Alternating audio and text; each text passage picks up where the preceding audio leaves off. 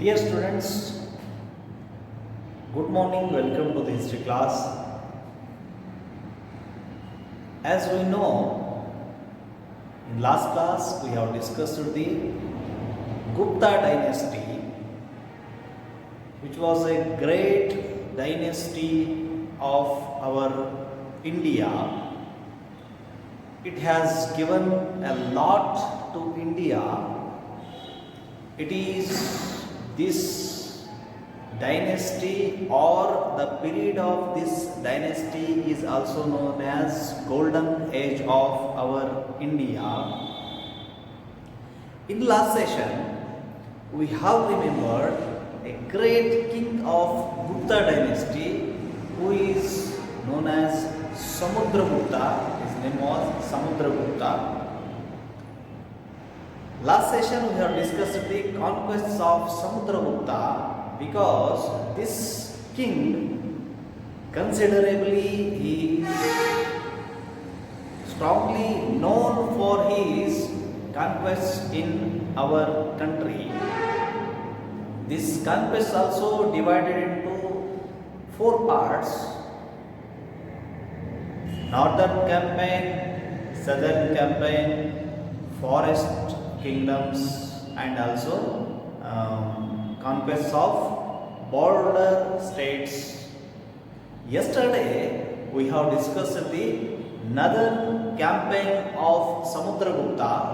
In that also we have discussed the conquests of Samudragupta. He was defeated 9 kings in the north campaign, and we have also discussed the 9 names of 9 kings defeated by Samudragupta. This conquest or Samudragupta defeated 9 kings in the north campaign. This campaign is known as Digvijaya. This campaign is known as, or Samudragupta called this conquest as Digvijaya. In next, he occupied or he started a South Indian campaign. After consolidating his authority in the north, he had kept his attention on South India, and his army traveled for about 3,000 miles around South India campaign. Samudragupta defeated 12 powerful kings in South campaign. He had defeated 9 kings in North campaign. He has defeated 12 kings in the South campaign. That North campaign is considered as Digvijaya. This South campaign is known as Dharma Vijaya. It is known as Dharma Vijaya because he defeated those kings, those 12 kings accepted to pay tribute to Samudragupta, and they had continued in their post as vassals of Samudragupta. Because of this, it is called as Dharma Vijaya. ನೋಡಿ, ಸಮುದ್ರಗುಪ್ತನ ಹೋರಾಟವನ್ನ ನಾವು ನೆನಪು ಮಾಡಿಕೊಳ್ತಾ ಇದ್ವಿ. ಆತನ ದಂಡಯಾತ್ರೆಯನ್ನ, ದಿಗ್ವಿಜಯದ ಯಾತ್ರೆಯನ್ನ, ವಿಜಯದ ಯಾತ್ರೆಯನ್ನ ನಾವು ನೆನಪು ಮಾಡಿಕೊಳ್ತಾ ಇದ್ವಿ. ಸಮುದ್ರಗುಪ್ತ ಅಂತ ಹೇಳುವಾಗ ಆತನ ಉತ್ತರದ ದಂಡಯಾತ್ರೆಯಲ್ಲಿ 9 ರಾಜರನ್ನ ಆತ ಸೋಲಿಸಿದ, ಅದನ್ನ ಆತ ದಿಗ್ವಿಜಯ ಅಂತ ಕರೆದ.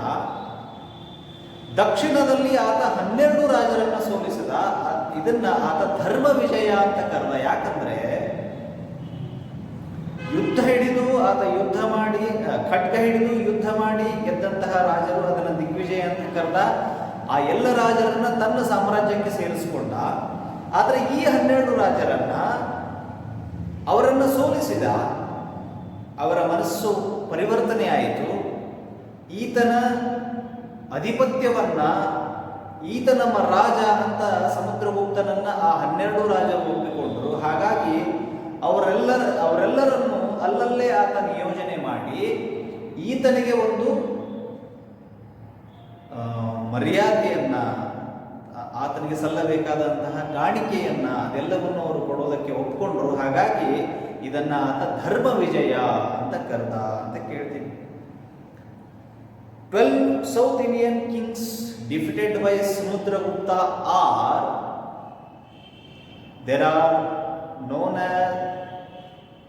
as South Indian powerful kings. Those kings are Mahendra of Kosala, Mantharaja of Kaurala, Vyaghraja of Mahakanthara, Mahendra of Pistapura, and also Swamidatta of Kotturu, Damana of Yerantapalli, Vishnugopa of Kanchi, Hastivarman of Venki, Neelaraja of Avamukta, Ugrasena of Palakkad, Kubera of Devarastra, Dhananjaya of Kustalapura were the 12 kings defeated by Samudragupta in South Indian campaign. And here we have to remember the fourth part of conquest of Samudragupta. It is known as conquest of border states. Conquest of border states. The boundary states conquered by Samudragupta were Kamarupa in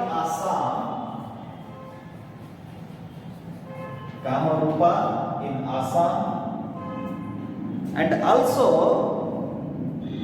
Samatata in Bengal.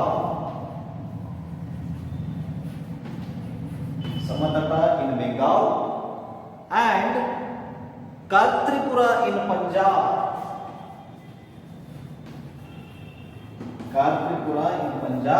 And also one more border state was there, Rohilkhand.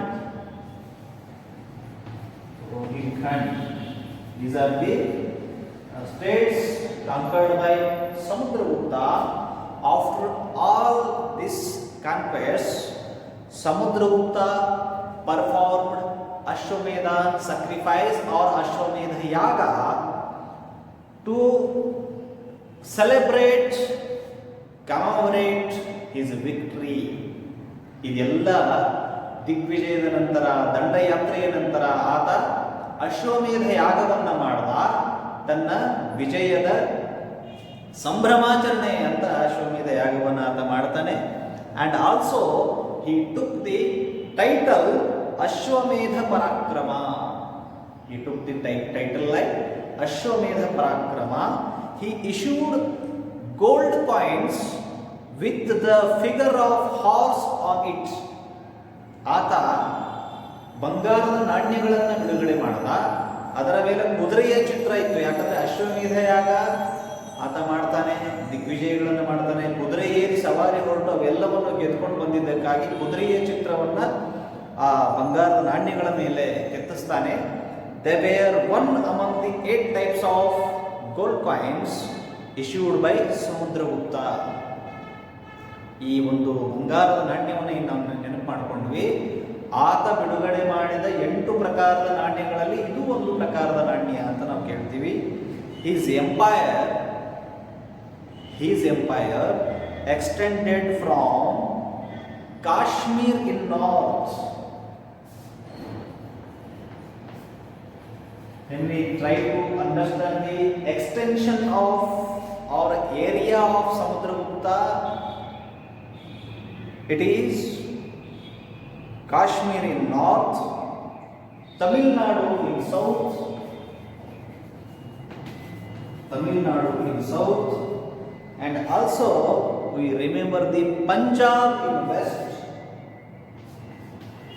Punjab in west, and also we will remember the Bengal in east.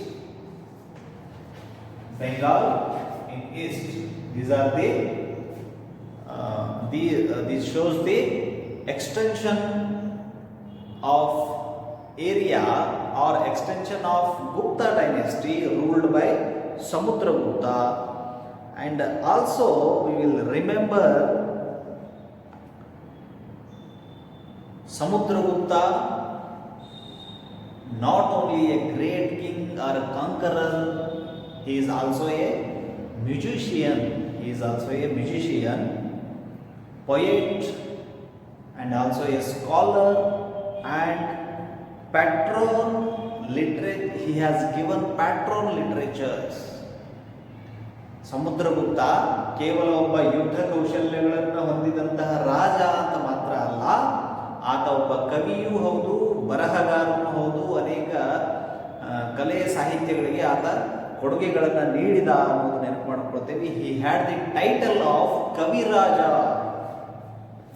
He had a title like Kaviraja, and we also remember the court poet of Samudra Raja, called as Harisena, who was a great poet in Gupta dynasty.